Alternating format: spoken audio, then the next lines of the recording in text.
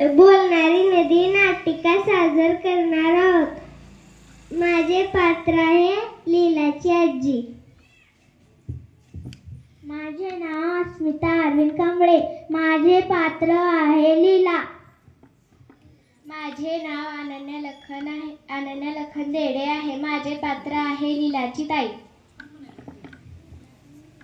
माझे नाव आहे प्रीती दिलखर. माझे पात्र आहे लीलाची आई.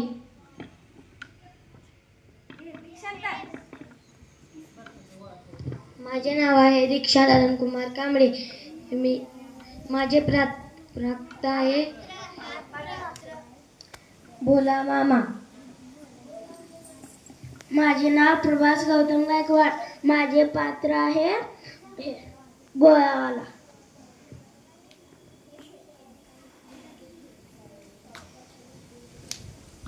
एका गावात एक मुलगी राहत होती.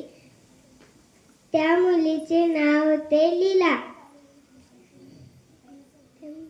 ती 4थीत होती. भारी खोडकर. तिला लोकांना त्रास द्यावासा वाटायचा नाही. एक दिवशी तिला बर्फाचा गोळा खावासा वाटला. ताई मी बर्फाचा गोळा खाऊ का? नको खाऊ. आई मी बर्फाचा गोळा खाऊ का? नको खाऊ. माई मी बर्फाचा गोळा खाऊ का? लीला ग लीला नको खाऊ गोळा. दुखेल तुझा गळा. सगळं पाणी होईल नाकात गोळा. असे कसे मला कोणी बर्फाचा गोळा खाऊ देत नाही. अरे वा, ही तर किती मस्त युक्ती आहे. नदी ग नदी, पण नदी बोलणार कशी? बोल ग लीला. लीलाला खायचाय बर्फाचा गोळा. मग बिंदास खा की. माई म्हणाल्या दुखेल गळा. ताईपेक्षा मोठी आई, आईपेक्षा मोठी माई, माईपेक्षा मोठी नदीबाई. माझं ऐक बरोबर. आत्ताच जाते आणि बर्फाचा गोळा खाऊन येते.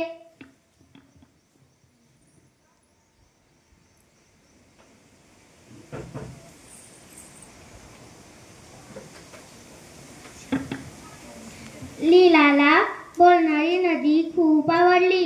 एके दिवशी लीलाला आला कंटाळा. बुडवावी वाटते शाळा.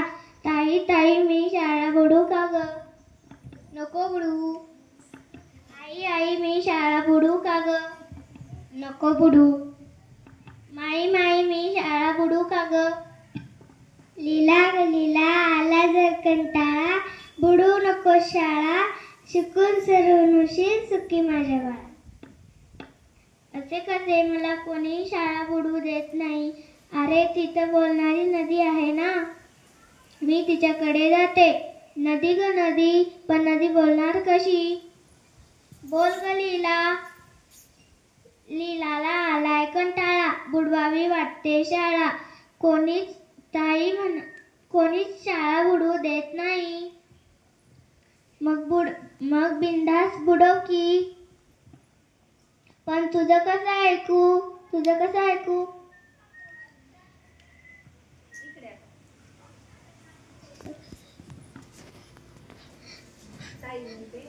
ताई म्हणते ताईपेक्षा मोठी आई, आईपेक्षा मोठी माई, माईपेक्षा मोठी नदीबाई. मी एक काम करते. वावराच्या जवळ नदीकाठी खेळत बसते.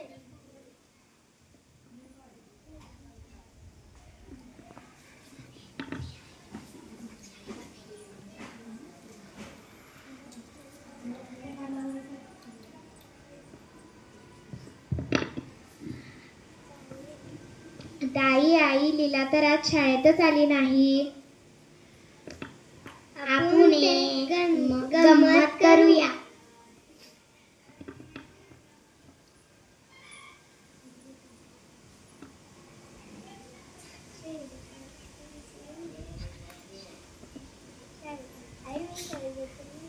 आई मी शाळेला जाते.